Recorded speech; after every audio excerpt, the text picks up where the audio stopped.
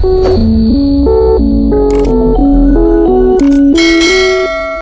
केंद्र की मोदी सरकार सहारा इंडिया कंपनी के साथ खड़ी है? धनबाद विश्व भारतीय जन सेवा संस्थान के सचिव नागेंद्र कुमार कुशवाहा ने केंद्र के मोदी सरकार पर इल्जाम लगाते हुए कहा है कि मोदी सरकार सहारा इंडिया के साथ जबरदस्त तरीके से खड़ी है।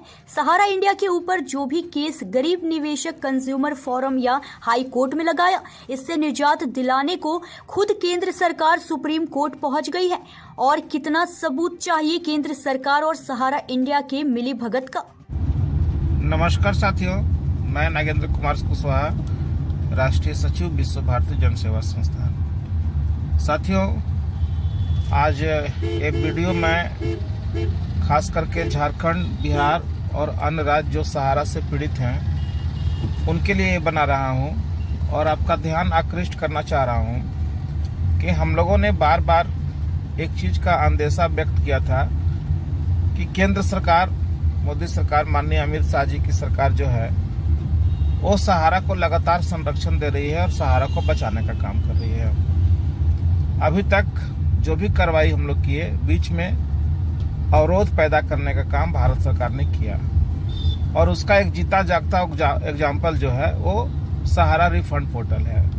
जो सहारा रिफंड पोर्टल को ला करके सब लोगों को उसमें उलझा दिया गया और सब लोग 10,000, 20,000, 50,000 में ही उलझे पड़े हैं, जबकि यहाँ पे लाखों हजारों करोड़ों का भुगतान बाकी है विथ इंटरेस्ट। पूरा पैसा अगर जोड़ दे तो लगभग 2.5 से 3 लाख करोड़ रुपए का भुगतान बाकी है। इसी बीच में एक करतूत और भारत सरकार ने किया। यूनियन ऑफ इंडिया ने माननीय सुप्रीम कोर्ट में एक आईए लगाया है, पिनाक मोहंती जी का जो पिटीशन है उसमें, कि सहारा के ऊपर जितनी भी कार्रवाई कंज्यूमर कोर्ट में या हाई कोर्ट में हो रहा है उसको रुकवा दिया जाए। अब बताइए, इसको आप क्या कहना चाहेंगे? एक तरफ मोदी सरकार और माननीय अमित शाह जी कहते हैं कि सहारा से एक लोगों का पैसा दिलवाऊंगा और न खाऊंगा न खाने दूंगा, जो गलत करेंगे उनको सूली पर चढ़ा दूंगा। और इस सरेआम देश के लोगों का पैसा लूटने वाले, लोगों का पैसा हड़पने वाले लोगों को संरक्षण देने के लिए खुद ही आईए लगा रहे हैं। तो इसको कैसे माना जाएगा कि भारत सरकार अपना जो वादा की है कि न खाऊंगा न खाने दूंगा, वो वादा पूरा कर पाएगी? साथियों, आप सबको मालूम है कि आज लगभग 8-10 सालों से सहारा इंडिया का कोऑपरेटिव सोसाइटी का भुगतान नहीं हो पा रहा है। जमाकर्ता काफी परेशान है। कितनी बहन बेटियों की शादी नहीं हो पा रही है, कितने MIS न मिलने के कारण बूढ़े बुजुर्गों का हालत खराब है और कितने लोग आत्महत्या तक कर लिए। और जिनके पास थोड़ा सा पैसा हो रहा है या कानूनी सलाह के माध्यम से वो लोग किसी तरह से गिरते पड़ते कंज्यूमर कोर्ट या हाई कोर्ट में जा रहे हैं कि कुछ भी हमको राहत मिले। और जो लोग गए उनको राहत मिला भी, ऐसा नहीं कि नहीं मिला। जो लोग कंज्यूमर कोर्ट में केस किए या हाई कोर्ट में किए, उनमें से अधिकांश लोगों का सेटलमेंट हुआ और सहारा को पैसा देना पड़ा। अब इससे बचने के लिए सहारा ने एक नया हथकंडा खड़ा किया और भारत सरकार के द्वारा अपनी याचिका लगाने में सफल हो गया कि उसे इस सब केसों से राहत दी जाए। आखिर बताइए, एक गरीब कहाँ जाएंगे?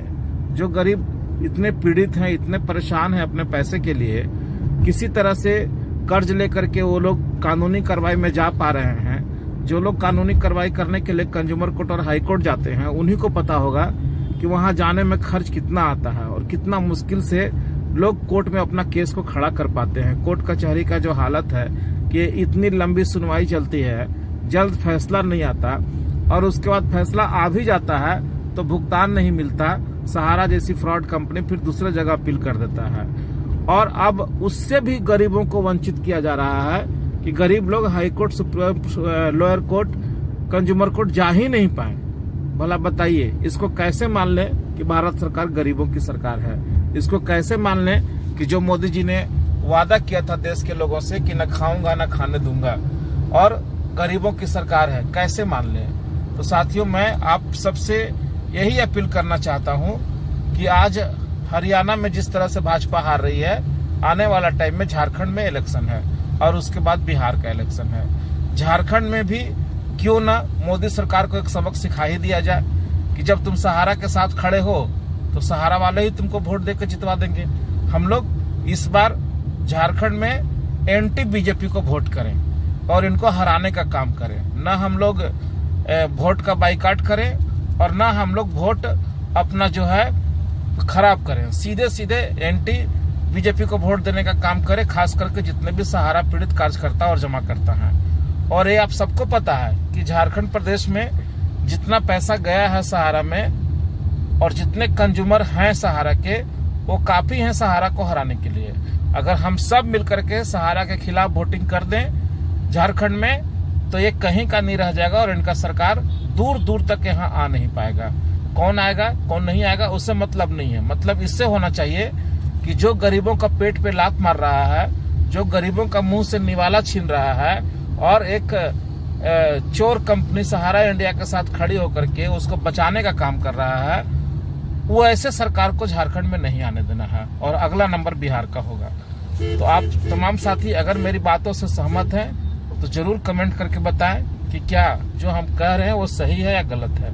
धन्यवाद, नमस्कार, जय हिंद साथियों।